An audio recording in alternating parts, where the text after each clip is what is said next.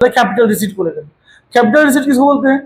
तो कोई भी अमाउंट जो रिसीव होता है एसेट्स को सेल करने से, ठीक है।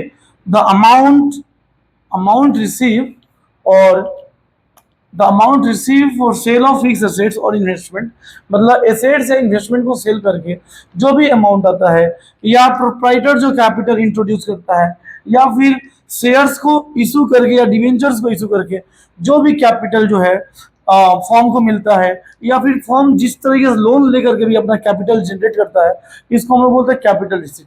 कहने का मतलब है कि कैपिटल के रूप में जो धन, जो पैसा एक ऑर्गेनाइजेशन को मिलता है उसको हम लोग बोलते हैं capital receipt. Okay, amount receive from selling of fix assets और इन्वेस्टमेंट और capital contributed by the proprietors और amount raised by the firm in by the way of loan is called capital receipt. Revenue receipt क्या होता है? तो देखिए, revenue को generate करने के लिए या रेवेन्यू के रूप में जो भी जो है इनकम आता है उसको हम बोलते हैं रेवेन्यू रिसीट।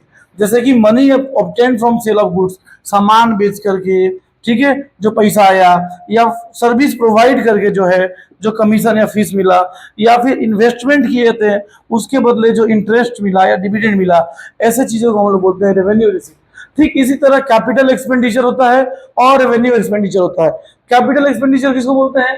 तो कैपिटल एसेट बनाने के लिए, कैपिटल एसेट फॉर्मुलेट करने के लिए, ऑर्गेनाइजेशन में नया कैपिटल लाने के लिए जो भी अमाउंट हम खर्च करते हैं उसको हम लोग बोलते हैं कैपिटल एक्सपेंडिचर। ठीक है, प्लांट मशीनरी खरीद ली है, बिल्डिंग खरीद ली है, ठीक है, इसके लिए जो भी अमाउंट हम एक्सपेंस करते हैं उसको क्या बोलते हैं? Capital expenditure. और रेवेन्यू को बढ़ाने के लिए, ठीक है, रेवेन्यू जनरेट करने के लिए, या फिर ऑर्गेनाइजेशन के वर्क को प्रॉपर वे में कंप्लीट करने के लिए हम जो भी एम्प्लॉय को पैसा देते हैं, सैलरी देते हैं, वेज देते हैं, कमीशन देते हैं, उसको हम लोग बोलते हैं रेवेन्यू एक्सपेंडिचर।